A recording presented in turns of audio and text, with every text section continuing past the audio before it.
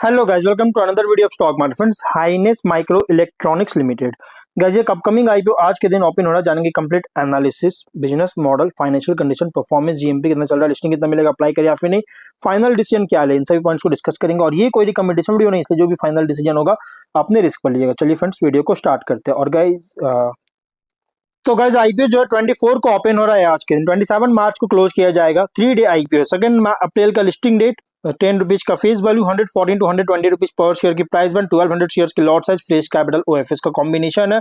Book build IPO 22 crore का issue size, 18.1 lakh shares का issue किया गया। रेनबो सिक्योरिटीज मार्केट मेकर है। फ्रेश कैपिटल जिसमें से 19 करोड़, ओएफएस 2 करोड़ का ओनली किया जा रहा है।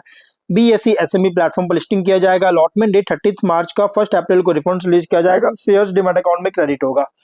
और ऑफर जो दिया गया क्यूआईबी एंकर इंक्लूड नहीं करेंगे। 19% का big H 9.6, small H 4.8, retail में 33.3% ऑफर दिया गया है। Retail mean only 2 lot apply कर सकते हैं, 2400 शेयर्स मिलेंगे। 2.9 लाख रुपीज पे करना पड़ेगा। Small H minimum 3 lot apply कर सकते हैं, 4.3 लाख रुपीज पे करना पड़ेगा। मैक्सिमम 6 लॉट अप्लाई कर सकते हैं, 8.6 लाख रुपीज पे करना पड़ेगा। और big H minimum 7 lot apply कर सकते हैं, 10.1 लाख रुपीज पे करना पड़ेगा। मैक्सिमम का कोई लिमिट नहीं है। एंकर से 6.1 करोड़ का फंड रेज कर चुका है। अगर हम इसके जीएमपी की बात करेंगे तो कंपनी का जो जीएमपी ट्रेड कर रहा है, अगर देखा जाए तो कंपनी का जीएमपी का 10 रुपीज का ट्रेड कर रहा है, जिसके अकॉर्डिंग 8.3% का ठीक ठाक एक अच्छी लिस्टिंग मिलने जा रही है। और लिस्टिंग एस्टिमेटेड लिस्टिंग प्राइस होगा 130 रुपीज का, और एस्टिमेटेड प्रॉफिट 12,000 रुपीज का आपको मिल सकता है अभी के अकॉर्डिंग। बट हाँ, देखना है कि जीएमपी का सस्टेन कर पाते हैं या फिर इंक्रीज करते हैं या फिर गिरावट आती है। अब अगर बिजनेस की बात करें तो 2007 में इनकॉर्पोरेट किया गया था, जो कि आईएसओ सर्टिफाइड कंपनी है। जो कि कंपनी जो है ये डिजिटल इमेजिंग सॉल्यूशंस का डिजाइन, डेवलप, असेंबल्स और मैन्युफैक्चर करता है।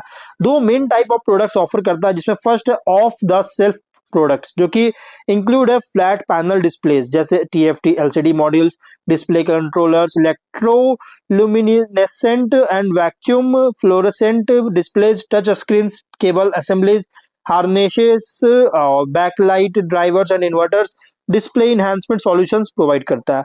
और डिस्प्ले इनहैंसमेंट सॉल्यूशंस में इंक्लूड है हाई ब्राइटनेस आउटडोर और सनलाइट के लिए, वाइड टेम्परेचर रेंज है, हार्नेस हार्श एनवायरनमेंट के लिए, ईएमआई शील्डिंग है क्रिटिकल ऑपरेशंस के लिए, एनवीआईएस मतलब night vision compatibility, optical bonding है बेटर क्लैरिटी के लिए, वैंडल प्रूफिंग है, कवर ग्लास है एंटी ग्लेयर के लिए, एंटी रिफ्लेक्शन और एंटी स्मज प्रोटेक्शन है। और सेकंड है market specific solutions of projects, जो कि कस्टमाइज्ड डिस्प्ले मॉनिटर्स जो है अलग अलग फॉर्मेट्स जैसे open frame, panel mount, industrial grade, medical grade, जो कि अलग अलग इंडस्ट्रीज में यूज होता है, जैसे industrial, automation, medical and health care, transportation जिसमें train, metros, automobiles, surveillance, defence में यूज होता है। और इसका ऑफर करती है प्रोडक्ट्स का। वहीं अगर हम बात करें ओवरऑल बिजनेस का, तो देखिए कंपनी का जो बिजनेस है ना, अगर देखा जाए तो ये कंपनी मेनली इंगेज है डिजिटल इमेजिंग सॉल्यूशंस के डिजाइन, डेवलपमेंट, इंटीग्रेशन, असेंबली और मैन्युफैक्चरिंग का में। जो कि अगर हम यहाँ फाइनेंशियल देखा जाए तो एसेट्स है 24 करोड़ का, नेटवर्थ है 10 करोड़, रिजर्व 6.5 करोड़ और डेट है 8.2 करोड़ का। रेवेन्यू प्रॉफिट 22 में 9.9 करोड़ का रेवेन्यू, 44 लाख का प्रॉफिट, 24 में 11 करोड़ का रेवेन्यू, 2.4 करोड़ का प्रॉफिट, 25 में 14.2 करोड़ का रेवेन्यू, 2.5 करोड़ का प्रॉफिट, 9 मंथ्स में 14.4 करोड़ का रेवेन्यू, 33.4 करोड़ का प्रॉफिट है। कंपनी का फाइनेंशियल अगर देखा जाए तो देखिए कंपनी का टॉप लाइन तो बहुत अच्छी ग्रोथ, बट बॉटम लाइन 24 से सरप्राइजिंग बूस्ट देखने को मिला है। और ये सिर्फ डाउट की रेट नहीं कर रहा है, बल्कि आगे चलकर सस्टेनेबिलिटी को लेकर कंसर्न रेज कर रही है। और अगर हम यहाँ पे ऑब्जेक्टिव बात करेंगे तो यहाँ पे मुंबई राबेल में एक फैक्ट्री का में जो फैक्ट्री पर असेंबली लाइन का सेटअप करना चाह रहा है, जिसमें कैपेक्स करेगा। Working capital requirement, loan repayment करना चाहता है, जनरल कॉर्पोरेट पर्पस के लिए फंडिंग चाहता है, जिसके लिए आईपीओ लेकर आया है। और अगर हम बात करेंगे इस कंपनी के रेशियोज में, तो कंपनी का रेशियोज अगर देखा जाए तो ROE, RONW दोनों सेम है, जो कि 41 के आसपास, और ROC 37, पी एबिटेडा मार्जिन है 39.2% का, डेट टू इक्विटी 0.8 टाइम का, पीबी 4.2, पी रेशियो 16.7 टाइम का, प्रोमोटर होल्डिंग है pre ratio 99.9%, post ratio 65%, market cap 62 crore के अराउंड होगा। प्रोमोटर है मिस्टर गौरव मंजुल केजरीवाल,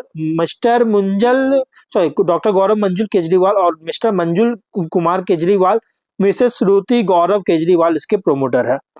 तो प्राइस बैंड अगर देखा जाए तो रिसेंट फाइनेंशियल डेटा के अकॉर्डिंग तो गाइस एग्रेसिव, बहुत ही ओवरली प्राइस रखी गई है, ओवरली प्राइस रखा गया है इस आईपीओ का।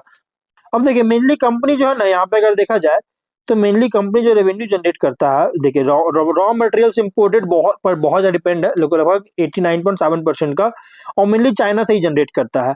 और वहीं टॉप 10 सप्लायर्स पे डिपेंडेंस है, टोटल परचेज का 97% कॉन्ट्रीब्यूशन इसी से होता है, जिसमें टॉप सिंगल सप्लायर है 89.6% का, जो कि बहुत ज्यादा इंपैक्ट कर सकता है गाइज अगर लॉस होता है तो। स्वॉट एनालिसिस करेंगे। स्ट्रेंथ में digital imaging electronics solution segment में ऑपरेट कर रहा है, और डिस्प्ले इमेजिंग प्रोडक्ट्स के डिजाइन डेवलपमेंट इंटीग्रेशन मैन्युफैक्चरिंग में इंगेज है। प्रोडक्ट्स जो कि यूज होता है अलग अलग इंडस्ट्रीज में, जैसे industrial automation, health care, surveillance, transportation में। स्पेशलाइज्ड प्रोडक्ट है जो कि एंट्री बैरियर क्रिएट का जो ऑफर कर रहा है, इसे क्रिएट करता है एंट्री बैरियर्स क्रिएट, मतलब इसमें बैरियर्स बहुत ज्यादा लगाया जाता है कि एंट्री करने में, जो कि क्रिएट कर रहा है, क्योंकि जेनरिक इलेक्ट्रॉनिक्स प्लेयर्स के कंपैरिजन में।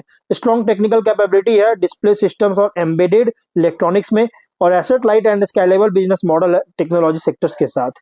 वीकनेस की बात करेंगे तो रिलेटिवली स्केल इसका बहुत ही स्मॉलर है अगर लार्ज इलेक्ट्रॉनिक सेमीकंडक्टर कंपनी से कंपेयर करें तो। रेवेन्यू कॉन्सेंट्रेशन बहुत ज्यादा रिस्क है, क्योंकि लिमिटेड इंडस्ट्रियल क्लाइंट्स पर डिपेंडेंस होने के कारण। कंटिन्यूअस इन्वेस्टमेंट जो है टेक्नोलॉजी अपग्रेड्स और R&D में रिक्वायरमेंट होगा। ब्रांड रिकॉग्निशन भी लिमिटेड है global electronics solution provider comparison में। वर्किंग कैपिटल रिक्वायरमेंट बहुत ज्यादा है मैन्युफैक्चरिंग और प्रोजेक्ट साइकिल्स के कारण। अपॉर्चुनिटीज की बात करेंगे तो कंपनी का जो अपॉर्चुनिटी अगर देखा जाए तो गाइज इसका अपॉर्चुनिटी है अगर देखा जाए तो गाइज डिमांड जो बहुत तेजी से ग्रो कर रहा है digital imaging, automation, smart display solutions के लिए, और अलग सेक्टर जैसे medical device, smart infrastructure, transportation systems में एक्सपैंड कर रहा है। एम्बेडेड इलेक्ट्रॉनिक्स डिस्प्ले टेक्नोलॉजीज का इंडस्ट्रियल एप्लीकेशंस में एडॉप्शन बहुत तेजी से इंक्रीज कर रही है।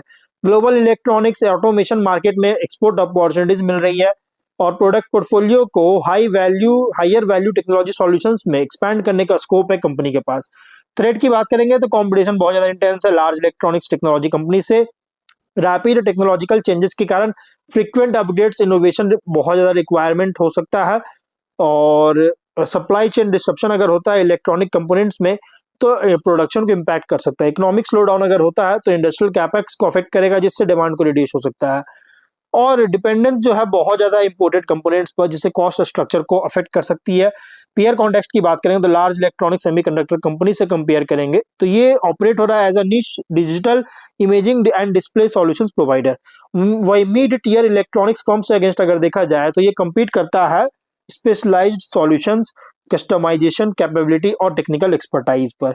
इन्वेस्टर के लिए आईपी रिप्रेजेंट कर रहा है technology and electronics manufacturing play, जहां ग्रोथ पूरी तरह से डिपेंड करता है इंडस्ट्रियल ऑटोमेशन, डिमांड, इनोवेशन और स्केल ऑपरेशन को स्केल करने की एबिलिटी है, इस पर मेनली ग्रोथ इसका डिपेंड करता है। तो ओवरऑल अगर बात करेगा तो रिस्की आईपीओ है, क्योंकि देखिए कंपनी जो है ना यहाँ पे बहुत ही tiny paid up equity capital है, जो कि पोस्ट आईपीओ इंडिकेट कर रहा है माइग्रेशन के लिए लंबा टाइम ले सकता है, और बहुत ज्यादा रिस्की आईपीओ। तो आप इसलिए जो भी फाइनल डिसीजन लीजिएगा अपने रिस्क पर लीजिएगा। ये कोई रिकमेंडेशन वीडियो नहीं, तो मिलता है नेक्स्ट वीडियो में। बाय।